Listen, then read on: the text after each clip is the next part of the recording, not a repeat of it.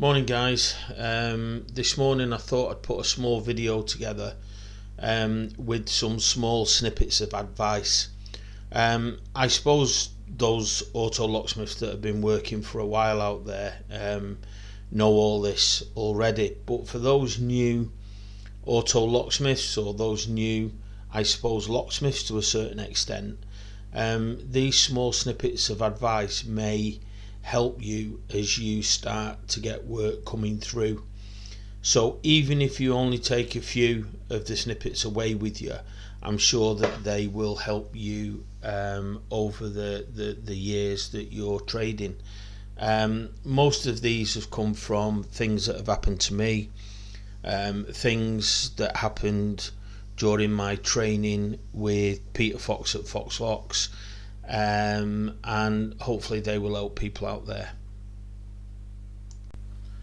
Okay, so one of the things that was drummed into me by Peter Fox at Fox Locks, which is so important, is when you get that telephone call from the customer, it's important to ask as many questions as you can and ask as many right questions as you can to determine, first of all, whether you can do the job, secondly, whether you have the equipment and the software or the keys on board to do the job, and thirdly, in order to give them a estimate or rough estimate of what it's going to cost. By not asking the right questions, you could end up travelling 5, 10, 15, and if your radius is a 30-mile radius of where you live, you could end up travelling 30 miles only to find that you can't do the job or that you don't carry the key. So it is vitally important to ask the right questions. How I make it easier for myself is I have a clipboard next to me in the van, and on that clipboard I have an A4 sheet of paper with a series of questions on. So when I'm speaking to someone, I will ask them a series of questions, and then I will take their mobile number and I will get back to them when I've checked that I've got the software, the keys, and that I can do the job.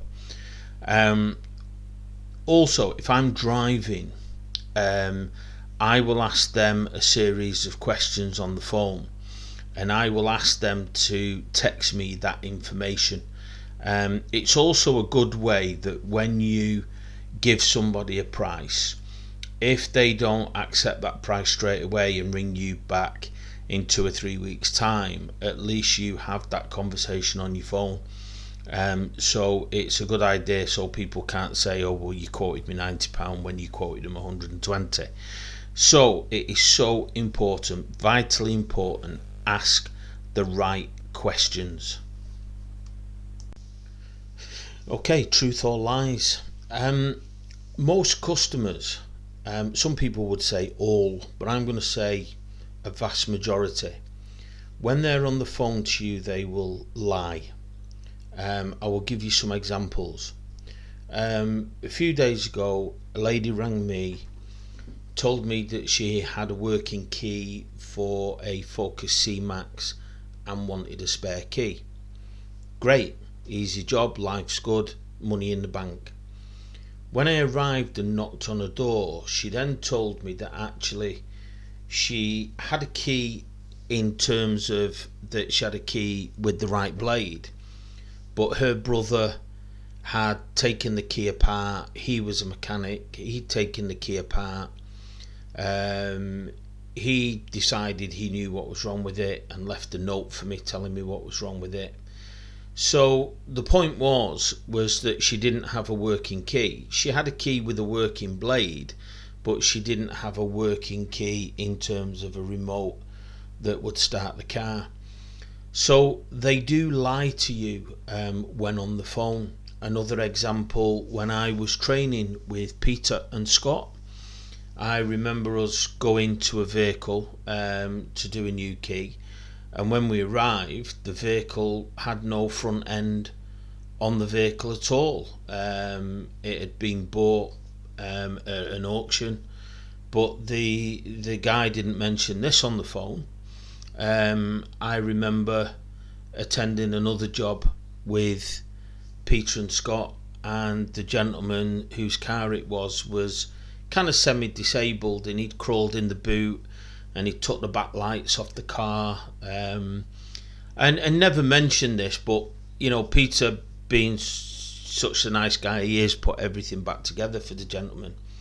So people will lie to you. People won't tell you that they've just got a car delivered from an auction, or they've just bought a car that's stolen and recovered, or so again, when you give a price to somebody, I suppose it's up to you what you say to the customer. But what I say to the customer is that the price will be £120, £140, £160, subject to being as we have discussed.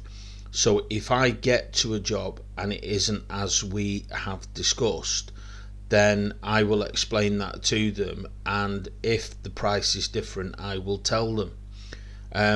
The problem that you have then is they might just turn around and say, sorry, I don't want it doing, and you've just travelled 30 miles, but we'll discuss that later on in the video. So just be aware that when you are speaking to people on the phone, just try and get as much information, because they will tell you lies. Okay, so let's talk about identification. More often than not, when you arrive to a job, the job may be at a garage, or the job may be at somebody's home, and that's okay, that's great. But on the odd occasion, you'll arrive at jobs and perhaps just be a little suspicious. The phone call may have made you suspicious, or when you turn up, the person or their personality or the way that they're acting might make you suspicious. If at any point you are suspicious, what I do is, certainly if the car isn't parked at somebody's house, I always ask them for ID, and I always take a photograph of that ID.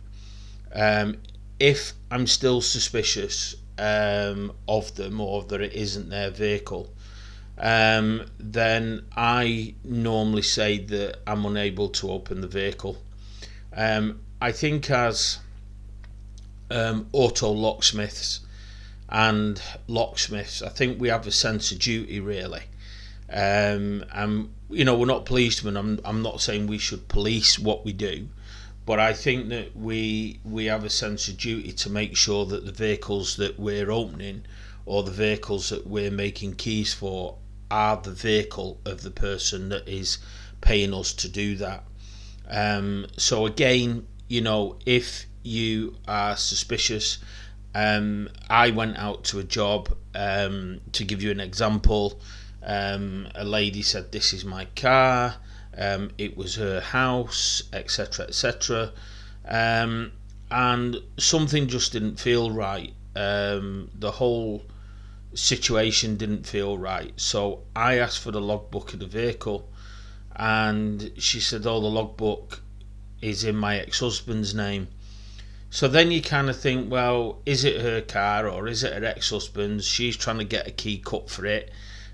You can end up in all kinds of situations. So this is just a basic guideline, and that is that if you're suspicious, ask for identification. We're not police, we don't have to police anything, but we have a sense of duty to make sure that the cars that we're opening, or the cars that we're cutting keys for, are the person that is paying us. So just be aware. Okay, so in this next section, this is about payment. Do not hand the keys over to the customer until they have paid you. That is so important, because again, you will get customers, you'll have quoted them, let's say 150 or 140 for doing a key. You cut the key, give them the key while you're doing the invoice, and then some will either just refuse to pay you, or some will say I've not got my cards with me, or oh, I've not got money with me, or they'll say, oh well, I'll give you 90. Well, you quoted them 140. So until you have got the money, do not hand the key over to them. Also, I suppose it's different horses for different courses. If I was to leave the house after 8 o'clock at night, I would ask for a £40 deposit over the phone before I left home. One, to cover my costs, and secondly, because it's night time, if I'm going to leave home at that time, then I want something in the bank. Some people do ask for deposits during the day, so if you get there, let's say, and you spend 30, 40, 50 minutes trying to pick a vehicle that won't pick, rather than say, sorry, I can't do it, and off you go, you've obviously travelled there, you've obviously given your service. So again, I always say to people that there is a £30 fee, and if I come out and I try and pick that vehicle, or I try and do the job, but for whatever reason it can't be done, which isn't due to me, then there is a £30 fee anyway, because not every car will pick. And as I say, customers do lie to you, and you might travel somewhere, and because they've not given you the full information, you can't do the job. So that's one for you to consider. But the one that I would say for you to stick by is, do not hand the key over to the customer until the customer has paid you. It's as simple as that. Any issues, don't get into debates, arguments, especially if you're on your own. So just call the police if there's a problem. But generally, everything's okay. But don't hand the key over, and think about whether you should ask for a fee during the day and during the evening, or just the evening. Okay, so this section really is about location. When you're speaking to the customer feeling that something isn't right, I'll give you an example. I got a call from a customer with a slightly Irish accent, or I would say slightly maybe traveller accent. They wanted a car opening. I took the details, they gave me an address. When I got there, after the houses there was a traveller camp, and as I kind of pulled up, there was 2 or 3 travellers that were kind of waiting for me to arrive. I kind of felt already in a situation that it was very difficult just to drive off. I felt they would kick the van or damage the van.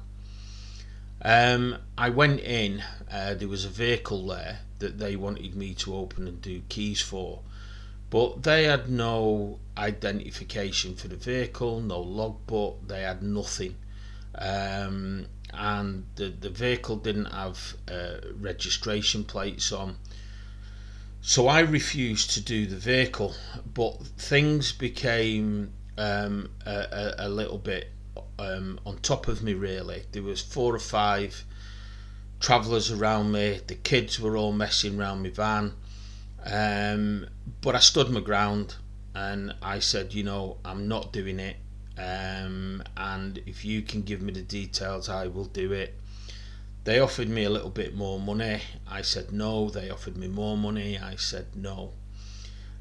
So my point is first of all, I'm going to say, don't do traveller camps, okay? Stay away from them, because one, they will not pay you. Secondly, if they're going to pay you, they'll offer you 40 or 50 quid for a 120, 140 pound job. Thirdly, the kids are all over your van, and fourthly, you just feel so unsafe, okay? Now, what I would say to you is, if you feel that from talking to the customer something doesn't feel right. If you say to the customer, we take credit card only, is that okay?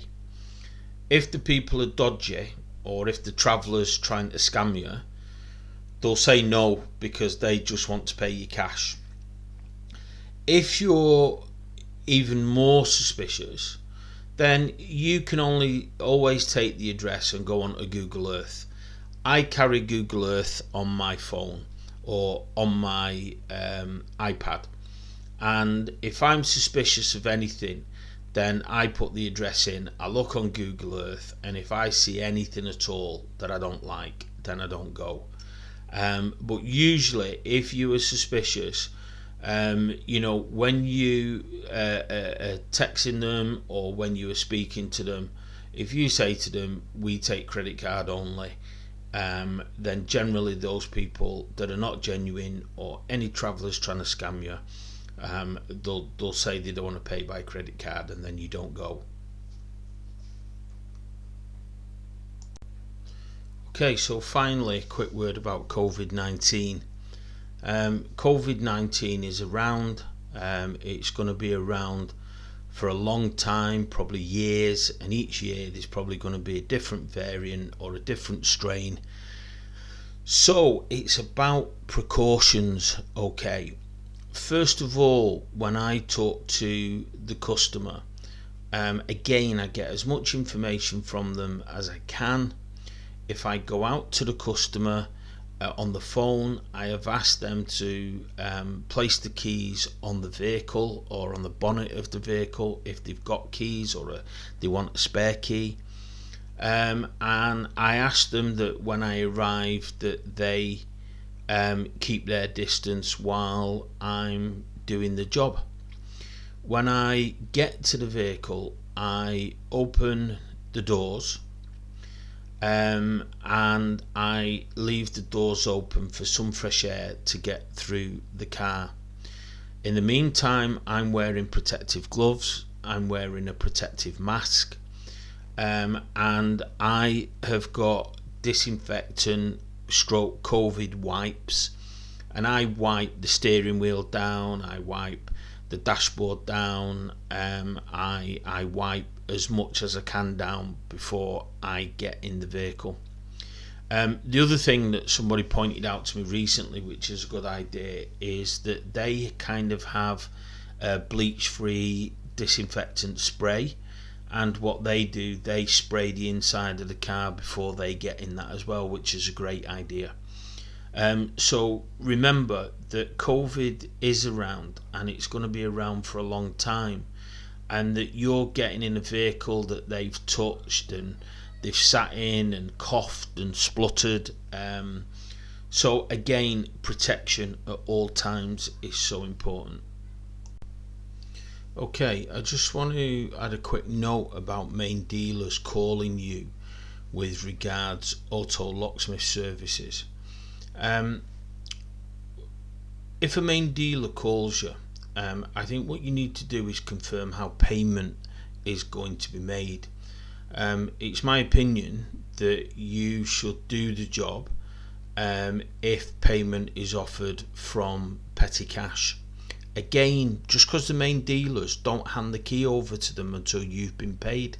The problem is that I've heard reports where people have done jobs for main dealers, and then main dealers have said, oh, get your accounts department to raise an invoice. Accounts department, we're independent auto locksmiths. What do you mean accounts department? I've got bills to pay, equipment to buy, keys to buy, so I need paying when I do the job. So again, if a main dealer does ring you, confirm how they're paying you, and if they want you to raise an invoice or send an invoice in, I personally would refuse and say that I need paying from petty cash, and if they're not going to do that, I wouldn't do the job. It's up to you, of course. If you offer them a 30-day payment service or 60-day payment service, that's up to you. But I thought I'd make you aware because I've known one or two people that have really struggled to get money from main dealers. So perhaps the easiest way is to offer to do the job but want to be paid from petty cash. Okay, so finally I just want to throw this one in the mix, and it goes about, I suppose, asking the right questions. A friend of mine who's an auto locksmith in Manchester got a phone call a couple of nights ago from the police. They said that there was an elderly lady in her 70s, had locked her keys in a Ford Fusion, and could he come out and undo the car for the lady. So he said yes, of course. Anyway, he travelled about 20 minutes, gets to the vehicle, the police have gone, and one of the elderly lady's friends have turned up, so she's sat in the car with this friend. So my mate goes over to the car, puts his tibby pick in, picks the vehicle, opens the door, gets the lady's keys out, gives the lady her keys, and he said to the lady, that will be £75 please. And she looked at him with complete horror, and she said, oh, I didn't realise that I had to pay you. So he said, well, what do you mean, not pay me? And she said, well, I didn't call you, the police called you, and I assumed that because the police called you that you were a charity, or that you worked for the police and came out and undid cars for elderly people or people that couldn't get in. So he then very calmly has this dispute with this elderly lady, because this elderly lady doesn't have £75. She doesn't have £70 with her, she doesn't have £75 at home, she doesn't have £75 in the bank.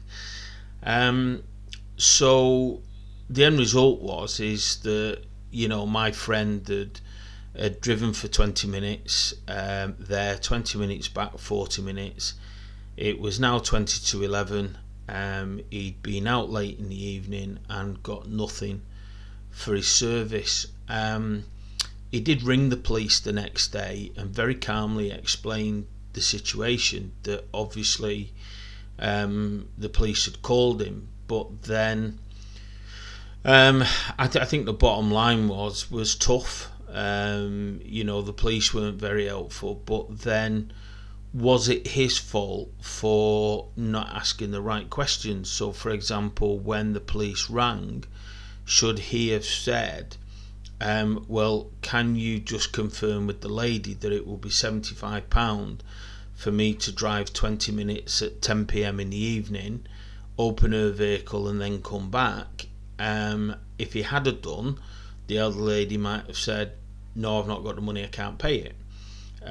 So I suppose it's a difficult one. So again, I've used that example maybe for not asking the right questions, and again, just be aware, if the police do ring you, that you do get them to convey to the customer that there will be a fee for you going out and opening that vehicle.